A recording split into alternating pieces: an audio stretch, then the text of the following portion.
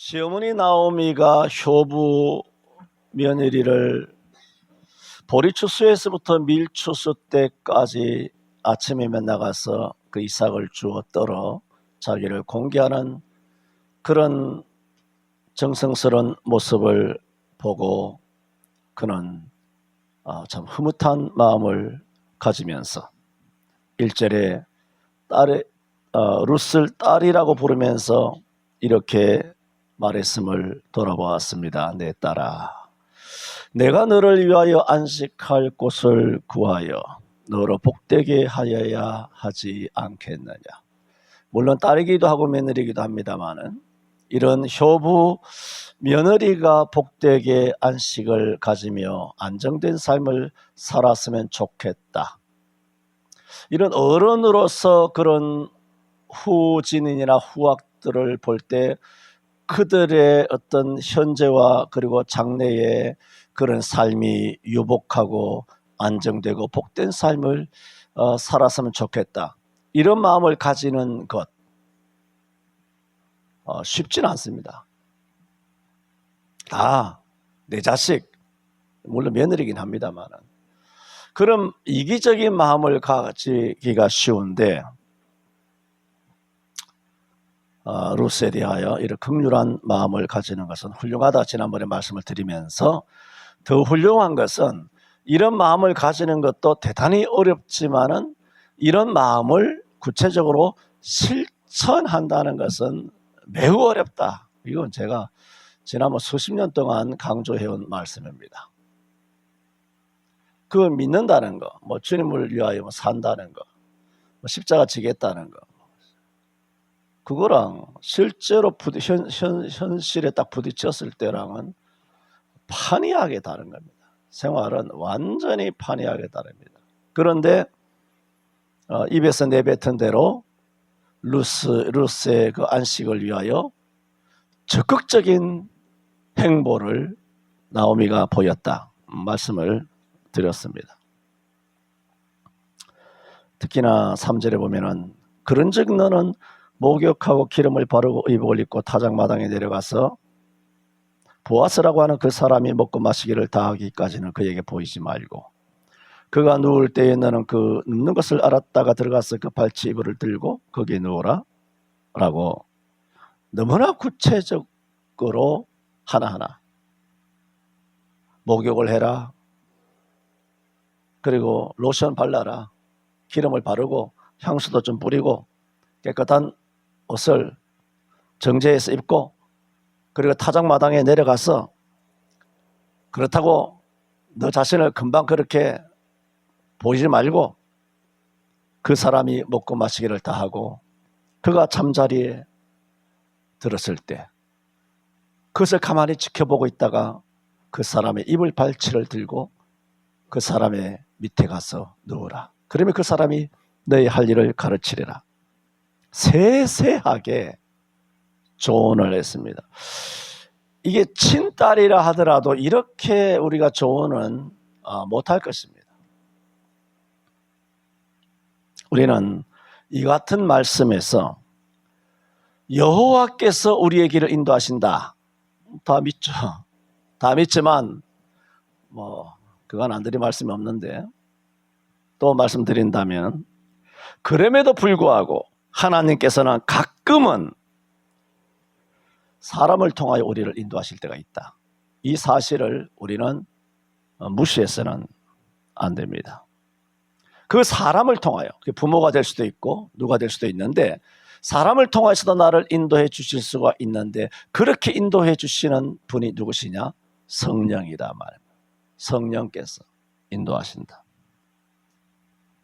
그러므로 우리는 우리를 인도할 그 사람을 통하여 성령이 역사하시는 경우들이 성경에 많이 있기 때문에 그렇다면 성령께서 사람을 통하여 우리를 인도한다라면 성령께서 사람을 통하여 인도할 때 그 사람은 누구겠느냐는 거예요. 영적인 권위자입니다. 그러므로 우리는 우리에게 성령께서 우리를 인도할 사람인 곧 영적인 권위자, 그런 권위자를 통하여 성령께서 인도하실 때 영적인 권위자의 인도를 의뢰해야 돼요.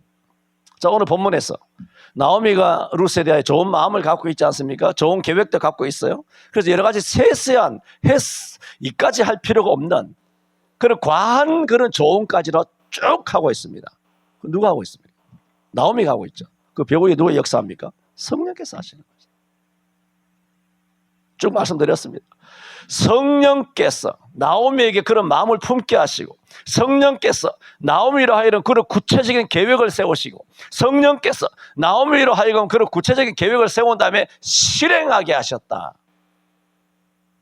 그러므로 룻의 입장에서는 그 성령이 안 보이잖아요. 룻의 입장에서는 그저 시어머니가 날 안식을 위하여 뭐 그렇게 근심하고 계시는구나. 또 나의 어떤 안정된 삶을 위해서 뭔가 계획을 하고 계시는구나. 내 시어머니가 나의 효심을 뭐 갸륵하게 여기셨는지 나의 안정된 삶을 위해서 그래 구체적으로 뭔가 실천하면서 내게 이렇게 충고를 하시는구나. 뭐라고? 시어머니가 한다고 보잖아요. 성령이 한다고 느껴집니까? 아니에요. 이게 다 성령께서 하시는 거거든요. 구약에 성령이 없습니까? 뭔 말도 안 되는 소리가 하지 않습니까? 다 성령께서 그렇게 마음을 움직여서 룻의 나오미의 마음을 움직이고 실천하게 하시고 충고하게 하시고 이렇게 하였을 때 충고를 받는 룻의 입장에서는 성령이 보이느냐 말입니다. 안 보이죠. 그냥 시어머니 나오미만 보이지 않습니까? 그랬을 때 이게 성령의 인도하심인지 그저 육정을 갖고 있는 시어머니의 그런 충고인지 구분하기가 어렵단 말입니다. 지금 구분하는 방법을 지금 이야기하는 것이 아니라 그 구분은 원래가 어려워요.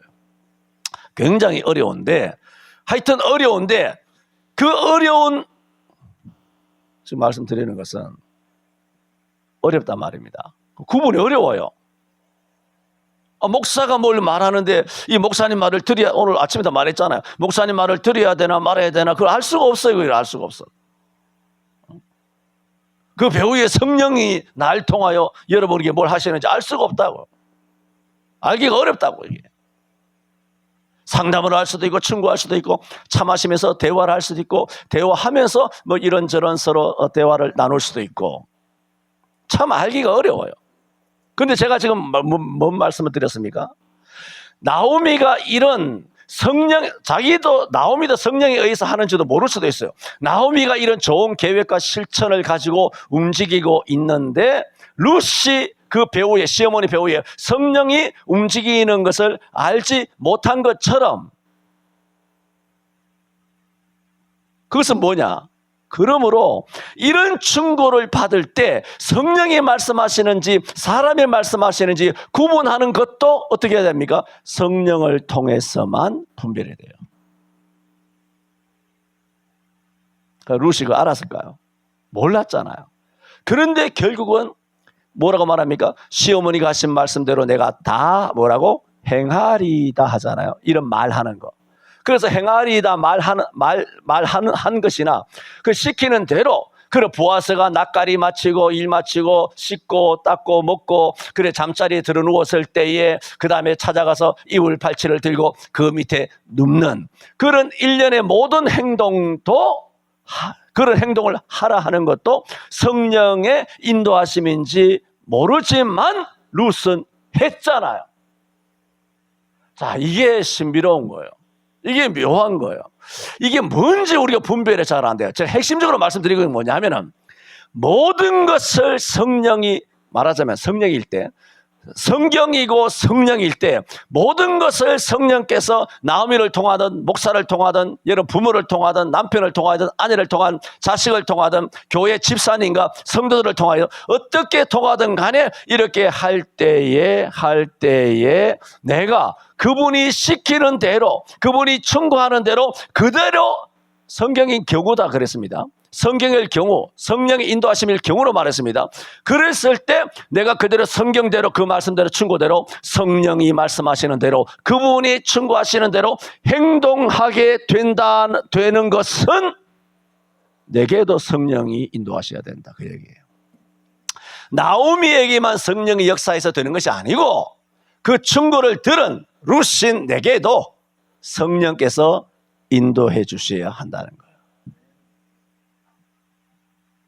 어렵죠? 그래도 여전히 우리는 분별을 못해요.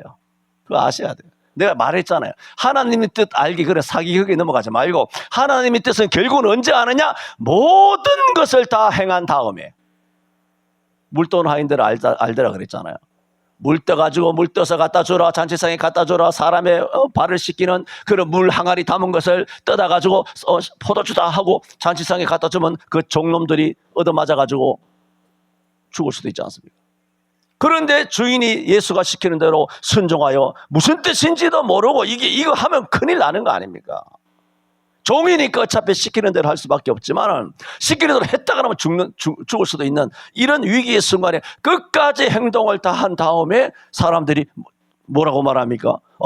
보통은 좋은 술이 나왔다가 술 취하면 낮은 술이 나오는데 이 집에는 낮은 술이 처음 나온 술보다 낫도다 하고 그 포도주가 떨어져서 근심하는 그 잔치집에 참 다 평화와 기쁨과 웃음꽃이 피게 되었는데 성경이 뭐라 그럽니까?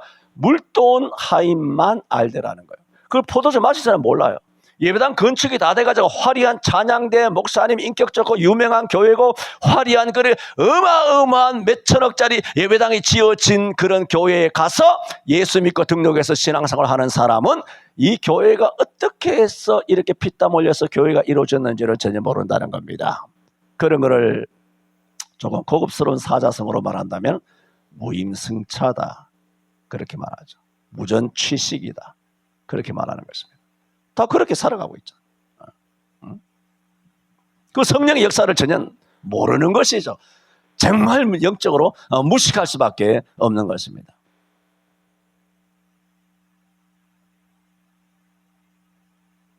그러므로 우리는 지금 말씀드린 모든 의미 성령께서 인도하는 나오미 이런 것이 전제된다는 전제하에서 우리는 누가 있어야 되느냐? 우리를 이렇게 영적으로 인도하는 영적인 권위자가 있어야 돼요. 성령께서는 그는 권위자를 통하여 우리를 인도하시는 경우가 많다는 겁니다. 히브리 13장 17절에도 너희를 인도하는 자들에게 순종하고 복종하라. 저희는 너희 영혼을 위하여 경성하기를. 자기가 마치 빚을 져가지고 이 빚을 해결해야 되는 것처럼 그 계산 회계죠. 회계하기 위해서 자기가 마치 진 빚을 갚아야 하는 회계해야 될 자인 것처럼 너희를 위하여 영적인 권위자들이 너를 인도하는 자들이 그렇게 살아가고 있다. 그러므로 그런 너희를 인도하는 자들이 하나님의 교회 일을 즐거움으로 하게 하고 근심으로 하게 말라. 그렇지 않으면 너희에게 유익이 없느니라 그랬습니다. 우리는 지금 3장입니다만은 1장을 통해서 우리는 모압 땅 10년 머문 동안에 그 시어머니 나오미는 대단히 육에 밝은 사람이라 그랬어요. 육적으로. 그거 더 재론할 필요가 없지 않습니까? 매사가 육적인 삶, 육적인 판단, 육적인 선택이에요. 그 선택의 끝이 뭡니까? 아들, 딸 3명 다 잡아먹은 거예요. 이 나오미가 다 잡아먹은 거예요. 지 신랑도 잡아먹고 아들 둘 다 잡아먹고. 우리 조선적으로, 조선 말로 한다면 다 잡아먹은 그런 인간이에요. 대단히 육적인 사람이었어요. 그랬던 나오미가 이제 고향 땅 베들레헴에 돌아와서 보리추수에서 밀추수 약 6개월 기간이지만 앞뒤로 하면 대충 1년 정도 지나지 않았겠습니까? 1년 정도 고향 땅 베들레헴에 돌아와 있는 동안 오늘 뭡니까? 3장에 룻을 영적으로 지도하고 있잖아요. 성령 인도함을 받고 있지 않습니까? 이런 인도를 진작에 자기 남편 엘리멜렉이 베들레헴 땅을 떠나고 또 말론과 기론이 그 모압 땅에 가서 이방 여자 결혼하고자 하는 그런 세월 동안에 진작에 이런 성령의 인도함을 받아가지고 진작에 이런 신령한 영적 권면과 충고를 했더라면 엘리멜렉이 지금도 살아 있었겠죠. 그러니까 아까 모두에 드린 말씀과 똑같아요. 똑같은 사람인데 어떨 때는 육의 지배를 받아서 육의 인도함을 받고요.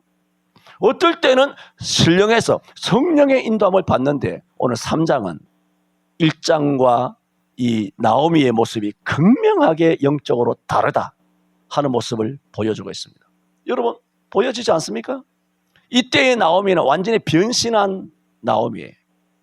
태권 부위처럼 완전히 달라진 나오미. 영적인 권위자의 면모를 3장에는 확 보여주고 있습니다. 베들레헴에 돌아온 지 1년 만에 1년 사이에 그는 육적인 존재가 신령한 영적 권위자의 존재로 탈바꿈하였다는 것입니다. 이런 영적으로 성장하고 회복된 나오미로 인하여 룻이 복을 받는 거예요. 여러분 가정에 가장이 누가 가장인지 모릅니다. 남자만 가장이 아니에요. 제가 항상 말씀드리지 않습니까? 예수 믿는 사람이 가장이고 예수 믿는 사람들이다. 똑같이 예수 믿는다. 그 중에 여호와 신앙을 가진 자, 성경적인 자, 그 사람이 가장이에요. 그런 이제 영적인 가장, 그런 권위자가 나오미처럼 회복이 되어서 여러분 가정에 여러분 자신 한 사람 한 사람이 영적인 권위자로 회복이 되면 여러분의 가정이 안식하게 될 줄로 믿습니다. 왜? 성령께서 그런 영적인 권위자를 통하여 역사하잖아요. 성령께서 역사하시는 거 봤습니까? 1장에서. 나오미한테 성령께서 역사 안 했어요. 지 멋대로 한 거예요. 응? 지 마음의 선택, 지 마음대로, 자기 마음대로 선택해. 예수 안 믿었나요? 나오미 예수 믿었어요. 하나님 알았어요. 하나님 알아도 목사가 장로가 권사라도 얼마든지 룻기 1장처럼 육적으로 세속적으로 지 멋대로 판단하여 교회 문 닫았다 열었다 지 멋대로 할 수 있다는 사실을 보여주고 있습니다. 성령의 인도함을 받을 수 있는 영적인 권위자, 영적으로 이 권위가 회복되는 영적인 가장 되시기를 바랍니다. 그런 영적인 권위자가 가장이라면 그런 가장의 지도를 받는 자녀, 복된 것입니다. 이렇게 회복된 영적인 가장의 그런 존재를 회복한 나오미의 지도를 받고 있지 않습니까? 룻이 복됐잖아요. 예수 그리스도의 조상이 되어버린 거 아닙니까? 이게 뭐 장난입니까? 어마어마한 거 아닙니까? 성경에도 기록되고 자기 이름으로 룻 돼 있잖아요. 에스더, 성경 66권간에 여자 이름으로 되어 있는 것은 룻기와 에스더밖에 없단 말입니다. 대단한 여자들 아닙니까? 이런 대단한 여자들 되시기를 바랍니다. 되기 싫은가? 그러므로 이런 영적으로 회복된 권위자가 부모라면 그 자녀가 복이 되는 거죠. 이런 영적인 권위를 회복한 목사라면 그 교회 성도는 복이 되는 거예요. 그러므로 우리는 영적인 훌륭한 권위자인 부모를 만나야 합니다. 그런 부모를 만난다면 더 이상의 복이 없습니다. 지난 2주 전인가요?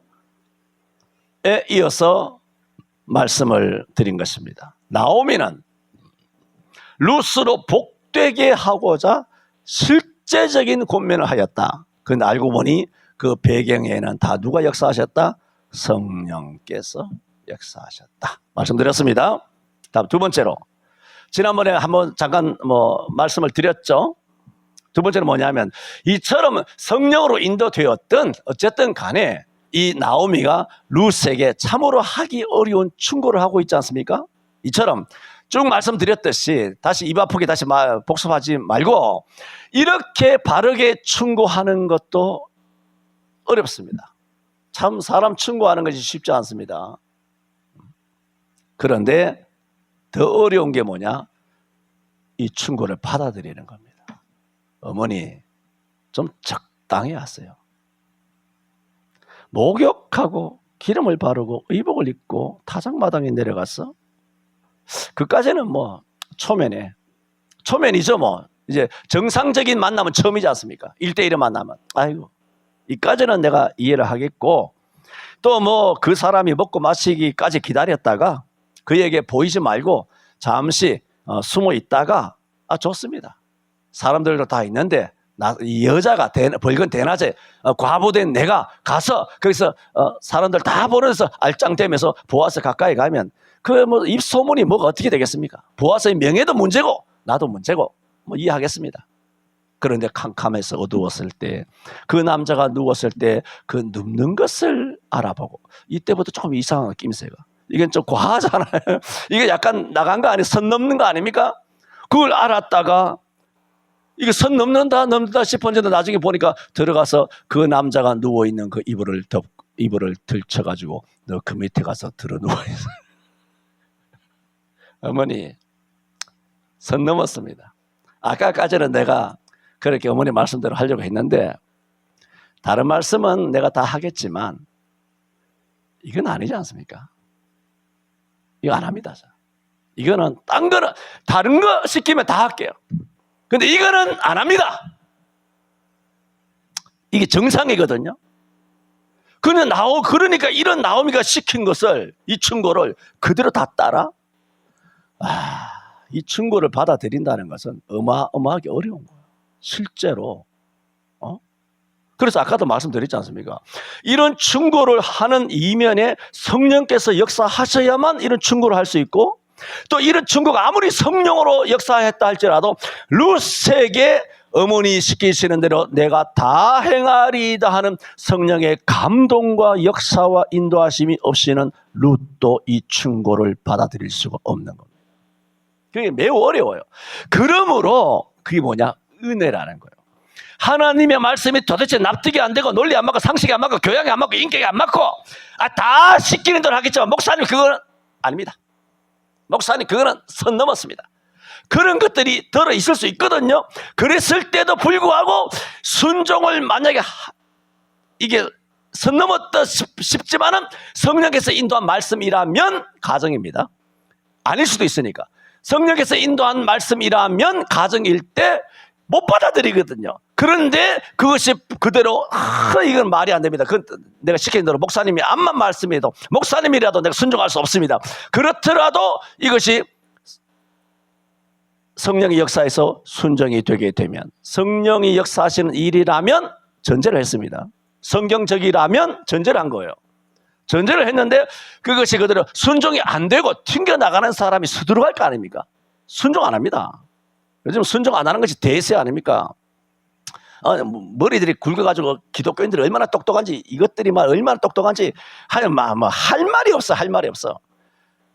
뭐 그렇게 하는데 그래서 성경적이고 성령의 역사하신 메시지라는 것이 전제되었다라면 대부분은 그래도 다 순종 안 합니다. 그런데 순종이 되는 사람이 있어요. 그건 어떻게 되느냐? 성령만이 그렇게 하게 하는 거예요. 룻 보세요. 이게 과연 자기를 아무리 생각해서 안식할 곳을 구하여 나를 복되게 하겠다 한 그런 참 내게 듣기 좋은 말씀을 어머니가 해주셨다 할지라도 그 말을 들을 때는 나도 기분이 좋았어. 그런데 실상 구체적으로 시키는 일을 보니 이것은 문제가 커집니다. 여러분 11절에 보세요. 왜 이 문제가 커지냐면은 11절에 과연 그렇게 했습니다. 하고 나니 밤에 잠을 자다가 보아스가 화들짝 놀라서 들여다보니까 밑에 룻이 잠을 자고 있는 거예요. 딱 만나자 깜짝 놀라서 보아스가 뭐라 그럽니까? 11절에 내 딸아 두려워 말라. 내가 내 말대로 말하자면 당신은 우리의 기업을 물을 짭니다 라고 보아스에게 말하니까 보아스가 내 딸아 내 말대로 내게 다 행하리라. 룻도 나오미의 말을 내가 다 행하리이다 5절에 말하고 11절에 보아스도 내 딸아 두려워 말라 내 말대로 내게 다 행하리라. 이게 다 뭐라고요? 그러니까 아까 말한 것처럼 성령의 역사 충고하는 것도 성령의 역사, 받아들이는 것도 성령의 역사 아니면 튕겨져 나가는데 보아스도 보면은 내가 내게 다 행하리라. 이런 황당한 일은 있을 수 없거든요. 있을 수 없어요. 그런데 이런 말을 탁 했다는 것은 보아스에게도 누가 역사했다는 겁니까? 성령이 역사했다는 거예요. 야, 저는 이 3장을 읽어보면 정말 신비롭습니다. 그런데 나오미도 룻도 보아스도 자기 가운데 성령의 인도하심을 알았을까 몰랐을까? 전혀 몰랐을 거예요. 모릅니다. 성령이 역사하시고 모른다니까요. 그런데 그런 마음이 확 든 거예요. 아니, 여자가 잠자다가 보니까 발에 채여가지고 걸리적거려서 보니까 그 룻이라고 하는 젊은 처자가 과부가 드러누워 있으니까 이 상황을 처음 마주하는 이 보아스의 입장에서는 아, 성령이 역사구나. 그걸 어떻게 생각합니까? 말할 수가 없지 않습니까? 성령의 역사. 그런 생각이 떠오를 수가 없죠. 그런데도 내가 내 말대로 내게 다 행하리라. 그 뒷말이 대단히 중요한 말이에요. 앞에 말도 중요하죠. 다 성경이니까. 뒤에 뭐라 그래요? 그 룻을 두고 뭐라고 표현합니까? 네가죠. 내가 현숙한 여자인 줄 내가 안다. 또 누가 안다? 온 성읍 사람들이 안다. 이 여자가 뭐 시어머니 나오미가 뭐라고 말했는지 모르지만 이렇게까지 와서 이렇게 말도 안 되는 행동을 하는 거 보면 시어머니 나오미가 뭐라고 충고를 했겠지. 그 충고를 했다고 해서 이렇게까지 하는 데는 어마어마한 용기, 얼마나 가슴 저리고 들켰을 때 얼마나 우사당하고 얼마나 위험 부담이 컸을까. 그리고 현숙한 여인이죠. 내가 너를 현숙한 여인으로 인정한다? 아니면 온 성읍 사람이 너를 현숙한 여인으로 인정한다. 그것과 다른 사람의 인정과 관계없이 룻 자체가 현숙한 여자 맞잖아요. 이런 현숙한 여자가 시어머니 시키는 대로 하면 그 행동이 뭐가 됩니까? 현숙한 여자가 되는 게 아니라 문란한 여자가 되죠. 안 그렇습니까? 그런데 내가 염려하지 마라. 너가 현숙한 여자임을 온 성읍 사람이 아느니라. 그 말은 뭐예요? 이 룻이 가장 두려워하는 것이 무엇인지를 안다는 거예요. 오해받을까 봐. 이 남자에게 이런 오해를 받지 않겠느냐 하는 두려움이 있죠. 또 이게 발 없는 말이 천리 간다고. 온 동네방네 뭐 소문나기는 뭐 십상이죠. 이랬을 때 자기는 이제 모압 땅으로 돌아가야 돼, 이제. 이런 어마어마한 상황을 보아서는 그 찰나의 순간에 딱 이 여자가 위험에 처했다는 거, 얼마나 공포스럽고 얼마나 용기를 내고 그렇게 왔다는 것을 뼈저리게 확 소름 끼치게 느끼는 순간, 자기가 놀란 것은 자기 가슴을 추스리지도 아니하고 이 여자를 위로하면서 두려워하지 말라, 염려하지 마라.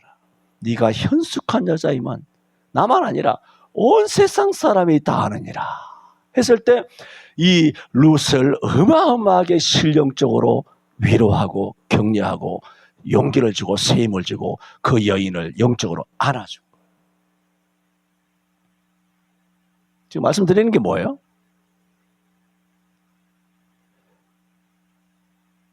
시어머니 나오미가 시키는 대로 행동한다는 이 행동은 문란한 여자로 저격당할 수 있는 매우 위험한 발상이라는 거예요. 이 문맥 자체가. 룻에게 너가 현숙한 여임을 내가 다 안다. 이 말은 너는 엄청난 위험한 길을 각오하고 왔다. 아는 거예요. 그 말씀드린 것처럼. 그러므로 나오미가 시킨 일이 뭐냐? 매우 위험한 일이라는 거죠. 그게 보아스의 입을 통하여 증명이 되잖아요. 또 그것만 그랬습니까? 14절에 보면은 이제 밤이 지났습니다. 근데 새벽이 밝은 해가 떠오르기 전에 보아스가 이제 룻이 집으로 가야 되잖아. 여기 계속 있으면 사람들이 들키잖아요. 들키기 때문에 룻에게 뭐라 그럽니까? 14절에 룻이 새벽까지 그 발치에 누웠다가 뭐라고? 사람이 피차 알아보기 어려울 때에 일어났으니. 이거 뭐냐면 사람이 피차 알아보기 어려울 때 일어났으니 라는 말은 룻이 요런 시간에 일어났다라는 말이기도 하지만은 보아스도 사람이 잘 알아보기 어려운 해 뜨기 전에 가장 어둡잖아요. 가장 어두운 그 시간을 틈타서 이 사람들이 못 알아보게, 룻이 낯선 남자에게로 왔다는 사실을 못 알아보게, 그런 시간에 룻을 깨웠다. 룻을 보내기를 원했다 라는 말이죠. 그래서 가장 알아보기 어려울 때 일어났으니 라는 말이 뭐예요? 왜냐하면 그 이유가 보아스의 말에 여인이 타작마당에 들어온 것은 다른 사람이 알아서는 안 되기 때문이 아니냐. 다른 사람이 알지 못하게 하려 함이니라. 이 룻을 시어머니 집으로 보내면서도 끝내 누구를 염려하고 있습니까? 이 여자를 염려하고 있잖아요. 대단하지 않아요? 이거는 남자의 어떤 여자에 대한 그 매너, 그거 이야기하는 거 아닙니다. 뭐 여성에 대한 남성의 어떤 매너, 교양, 인격, 배려, 그런 거 이야기하는 거 아닙니다. 성경을 그따위로 보지 마세요. 그 이야기하는 거 아닙니다.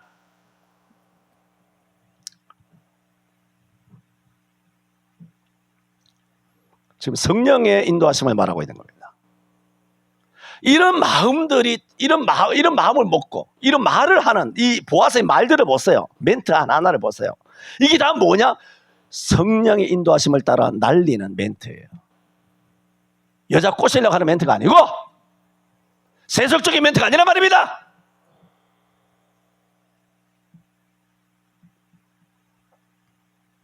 이게 다 성령의 인도하심이에요.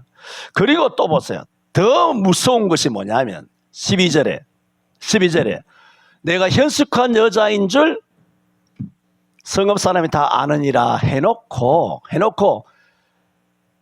시어머니의 권면을 받아서 룻이 발치 밑에 앉아가지고 보아스를 발견한 다음 당신은 우리의 기업을 물을 자니이다. 정욕이라든가 개인적인 어떤 욕망이라든가 개인적인 어떤 남자 하나 잘 만나가지고 어떻게 신세 이렇게 고치려고 한다든가 그런 계획이 아니라 당신은 기업을 물을 자입니다. 이 성경이거든요. 하나님의 말씀을 내 지키기 위하여 왔나이다. 그 얘기란 말입니다.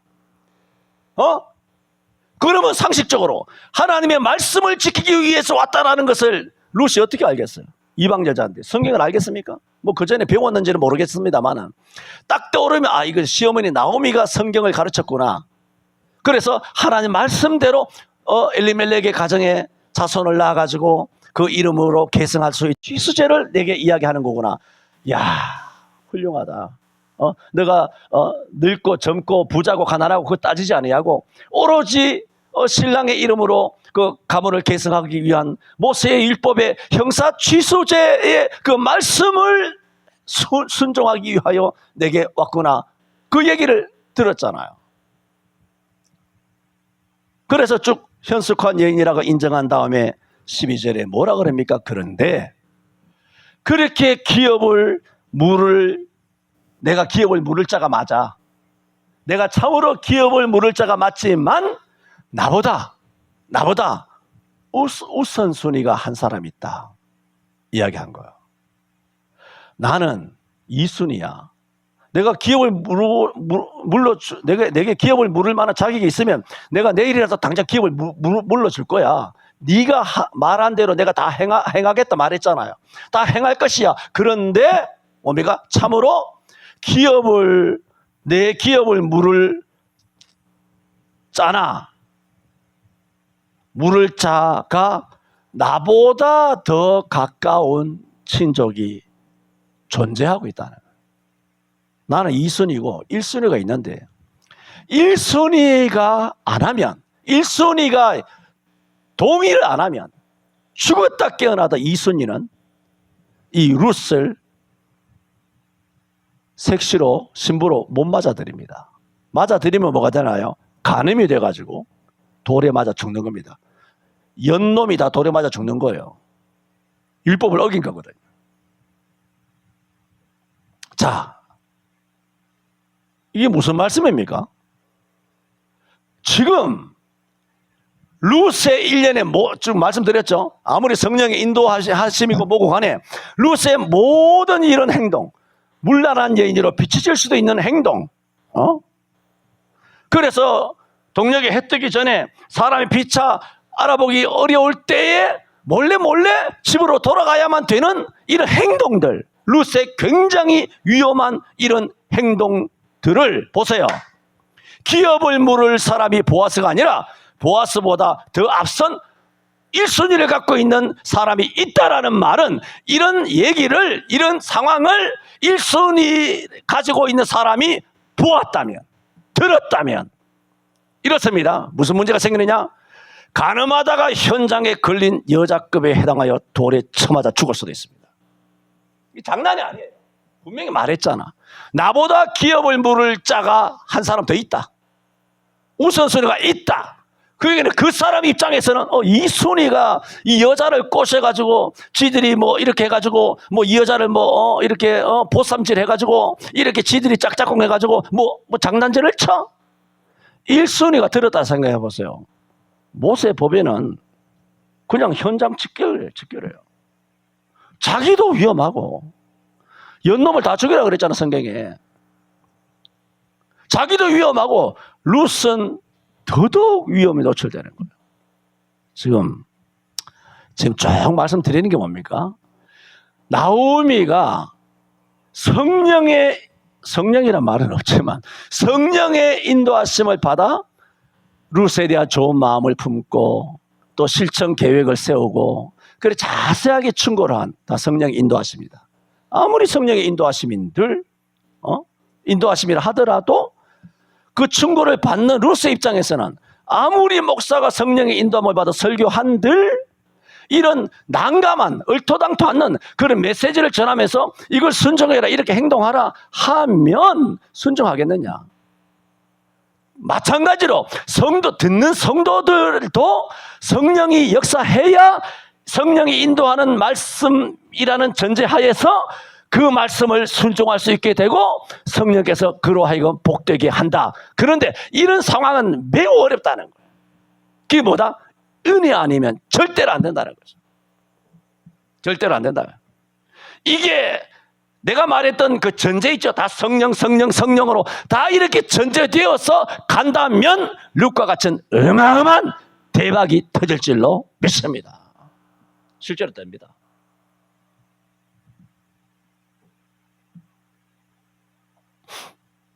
그런데 지금 두 번째 말씀드린 건 뭡니까? 충고를 받아들이는 것이 더 어렵다. 그래서 왜 어려우냐? 지금 설명드린 거예요. 지금까지 쭉 11절, 12절, 14절을 통해서 문란한 여인이 될 수도 있고 자기보다 기업을 물을 자기에게 앞선 자에게 들킨다면 이게 뭐 둘 다 뭐 연놈이 초상 날 수도 있고 또 사람이 피차 알아보기 어려운 그런 어둠을 틈타가지고 시어머니 집으로 돌아가야만 하는 이런 모든 이런 본문에 나타나는 행적들을 봤을 때 룻의 행동은 시어머니 나오미의 충고를 받아서 그들의 실천에 옮기기 거의 불가능한 일이라는 거예요. 그런데 이 모든 것을 누가 역사하셨다? 그 마음을 누가 움직이셨다? 누가 감동, 나오미, 룻, 보아스에게 누가 감동, 역사, 인도, 위로, 교통, 충만 역사 하셨느냐? 성령이 하신 거예요. 그게 뭐냐? 그게 은혜라는 거예요. 기도하시기를 바랍니다. 이렇게 되게 하여 주시옵소서. 기도해야 돼요. 그래서 지난주에 이어서 오늘도 말씀을 드리는 것은 1절에서 5절이죠. 나오미가 쇼부 룻에게 내가 너를 위하여 안식할 곳을 구하여 너로 복되게 하여야 하지 않겠느냐. 이런 마음이 들면서 이런 일들이 벌어지게 된 거예요. 일이 확 막을 수 없는 일이 벌어지게 된 거예요. 사건이 터져버린 거예요. 그런데 그런 사건들을 은혜로 다 나중에 마무리되죠. 어마어마하게 은혜로 마무리되죠. 그게 뭘까요? 성령의 역사라. 그게 은혜죠. 은혜. 충고를 한다는 것 매우 어렵습니다. 어렵습니다. 충고하는 거 쉽지 않습니다.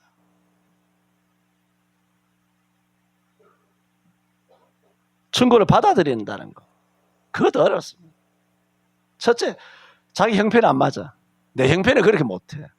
성격이 안 맞아. 자기 스타일이 안 맞아.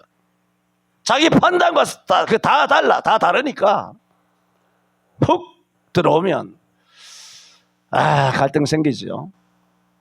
그런데 룻이 뭐라 그랬다? 시어머니 나오미한테 어머니의 말씀대로 내가 다 행하리이다. 이거 뭐 다음 주일날 구체적으로 말씀이 되겠습니다만, 어머니 말씀대로 내가 다 행하리이다. 어머니 말씀이 무슨 말씀인데? 황당무계한 말씀이잖아요. 황당무계한 말씀인데 어머니 말씀대로 다 행하리이다. 아니죠. 우리가 이성적인 인간으로서는 어머니 딴 거는 무슨 말을 시켜도 내가 순종하겠습니다. 근데 이것은 아닙니다. 이게 정상 아닙니까? 정상. 다 그렇게 살아가죠. 지성으로, 인성으로, 교양으로, 인격으로. 그래서 성도들이 그런 인격이 있는 목사를 존경하니까 목사님들 그거 다 알죠. 어떤 목사 존경하는지 뻔히 아니까. 기도하는 것보다 인격을 단련하는데 다 힘쓰는 우리 목사님 세련됐다. 교양 있다. 인격이 있다고. 얼마나 부드러우시, 얼마나 사랑이 많으신지. 얼마나 지가 무슨 사랑이 있겠어. 지한테 무슨 인격이, 인간에게 도대체 뭔 놈의 인격이 있겠어. 뭔 놈의 자비가 있겠어. 뭐 성경에 어디 그런 게 있나. 그런 인간들이 그런 인본주의적인 그런 인격체, 뭐 자기를 존경할 만한 어떤 멘토라든가 자기가 존경할 만한 어떤 아이돌이라고 하는 우상을 담임 목사로 만들어서 그 우상 숭배, 우상을 따르려고 우상을 만드는 거야. 인간 우상을 만들어 놓는 거예요. 존경하는 스타의 팬덤질 하듯이 목사를 그 우상으로 만들어 놓는 거예요. 그거 알잖아. 목사 병신이요, 영적인 존재인데. 그러므로 나를 끊임없이 존경할 수 있도록 자기의 인격을 단련하는 거죠.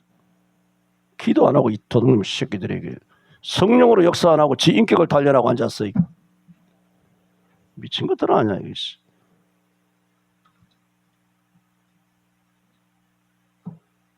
말씀 끝났습니다. 뭐 더 앉아 있습니까? 더 나올 말씀이 있다고. 밥도 안 먹었으면 이제 숟갈 넣고 집에 가야지. 기도합시다. 우리를 복되게 하시기 위해서 저희들은 잘 알지 못하고 분별하지 못하고 판단하지 못하는 신령한 성령 하나님의 감화감동과 역사와 인도하심을 통하여 주시는 우리에게 다가오는 수많은 말씀들이 있습니다. 그 말씀들이 많은 부분은 인정도 되고 받아들일 수도 있지만 오늘처럼 도무지 받아들이기 어려운 말씀들도 들어 있습니다. 주여, 성령께서 역사하시는 말씀일진데 우리도 그 말씀을 받아들일 수 있도록 우리 심령 가운데 성령께서 운행하여 주옵시고 그 말씀을 아멘으로 받아들이며 어떠한 황당무계하고 어려움이 있고 난감한다 할지라도 그 말씀이 성경일진데 그 위험 부담을 안고 우리 하나님의 말씀에 순종하는 룻과 보아스처럼 되게 하여 주옵소서. 예수님 이름으로 기도하옵나이다. 아멘.